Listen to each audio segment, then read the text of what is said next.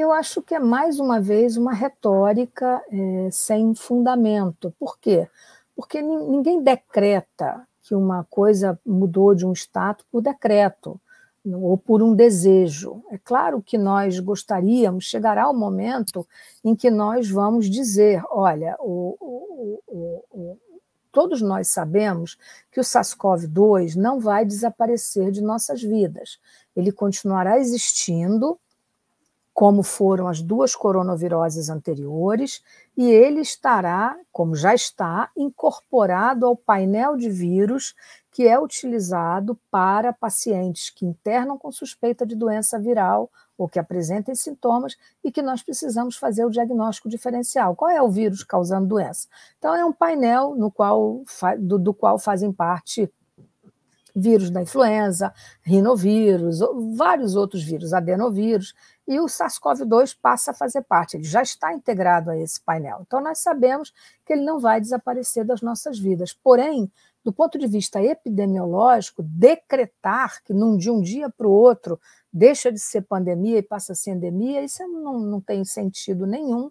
É uma retórica, a meu juízo, sem fundamento. Quer dizer, é uma retórica, simplesmente, né? E a retórica nem sempre ela é baseada em fatos ou considerações que tenham, digamos, uma grande consistência científica. Então, haverá um momento, da mesma maneira em que no início era, né, qual é o comportamento epidemiológico de uma doença transmissível, altamente transmissível?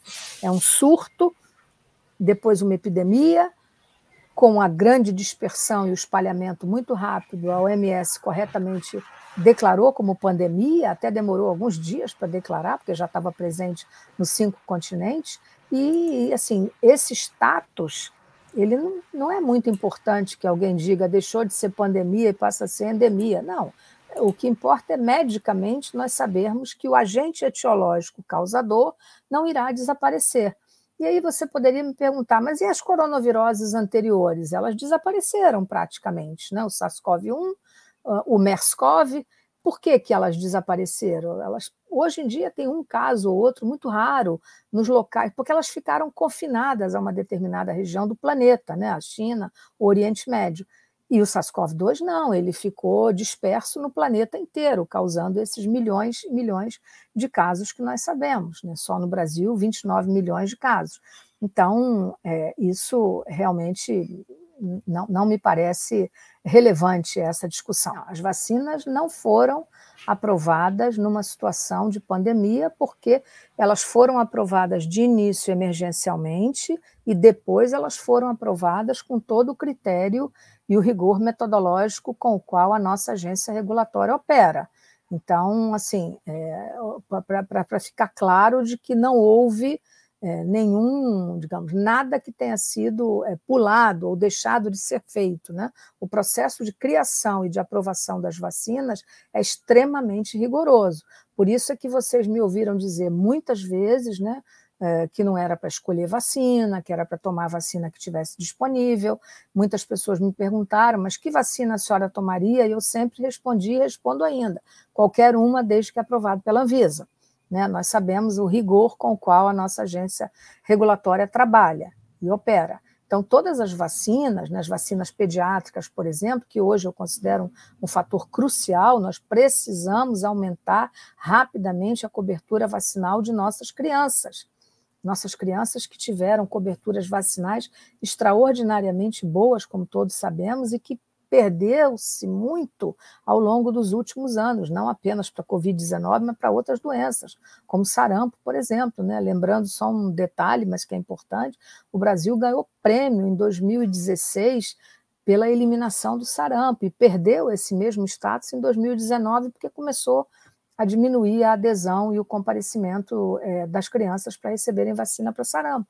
E começou-se a ver casos de sarampos, inclusive em adultos. Essa dinâmica do processo vacinal, ela é tão incorporada à cultura brasileira que, de novo, eu considero que tenha sido extremamente nocivo qualquer discurso ou retórica contra as vacinas.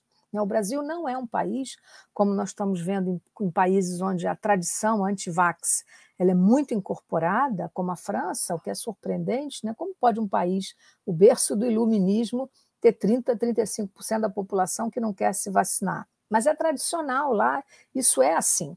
Nos Estados Unidos, a mesma coisa. Olha quantos milhões de americanos ainda não foram vacinados com nenhuma dose. Então, existe esse corte tradicional anti-vax, coisa que nunca houve no Brasil.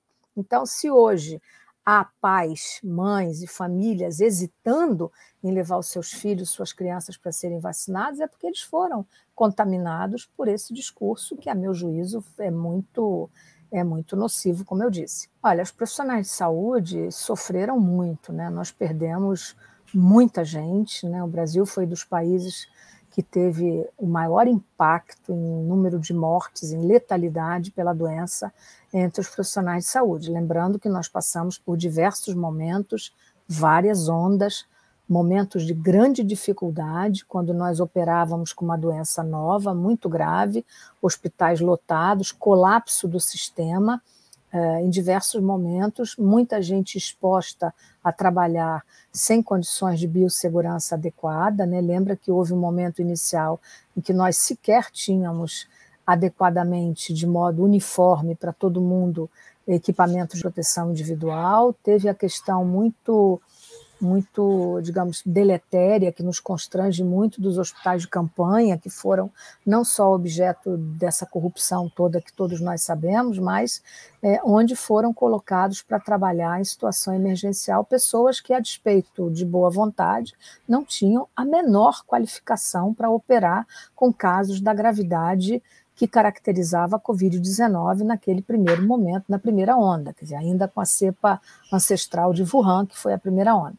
Então, assim, isso se seguiu, né, e depois isso terminou, os hospitais, mas, assim, a letalidade foi muito alta entre nós, e essa letalidade também foi junto aos profissionais de saúde.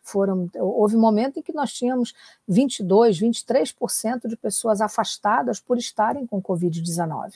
Então, o que eu acho é que, do ponto de vista prospectivo, nós saímos disso muito machucados, sem dúvida nenhuma, né, por muitas perdas de muitos colegas enfermeiros, profissionais de saúde de diversas especialidades. Saímos com um desafio imenso, que são os milhares e milhares de brasileiros portadores de síndrome pós-Covid ou de Covid longa, que exigem, né, serviços de reabilitação de razoável complexidade para reabilitar essas pessoas para terem uma vida normal de novo, né?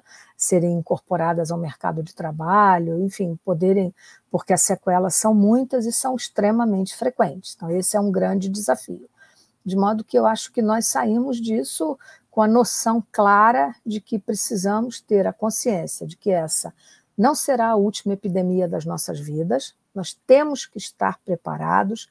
Os estudantes da área médica, de enfermagem e outras especialidades têm que receber na sua graduação esse alerta e uma certa formação de comportamento frente a surtos e epidemias, sem dúvida nenhuma. O sistema de saúde tem que estar preparado, porque, afinal de contas, foi o nosso SUS que enfrentou e que deu a resposta adequada, né, como vem dando, inclusive, na vacinação, para o atendimento desses milhões de brasileiros que precisaram ser atendidos. Claro que nós reconhecemos que o SUS entrou nisso extremamente combalido, né?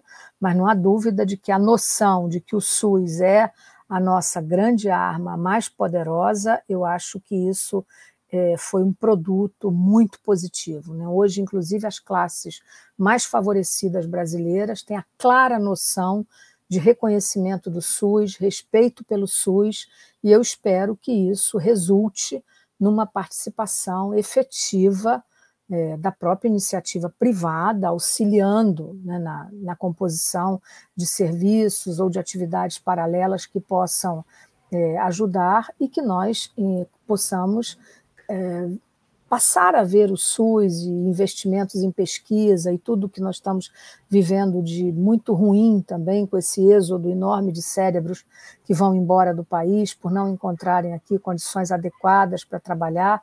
Então, assim, enquanto isso não for visto como um investimento para o nosso futuro, para as nossas próximas gerações, eu acho que nós ainda estaremos ainda numa situação muito, eu diria, regredida em relação a um futuro que pode ser melhor se nós tivéssemos um discurso e uma prática mais consistente entre governo e a comunidade acadêmica brasileira, que, volto a dizer, foi extremamente comprometida e pujante durante toda a pandemia.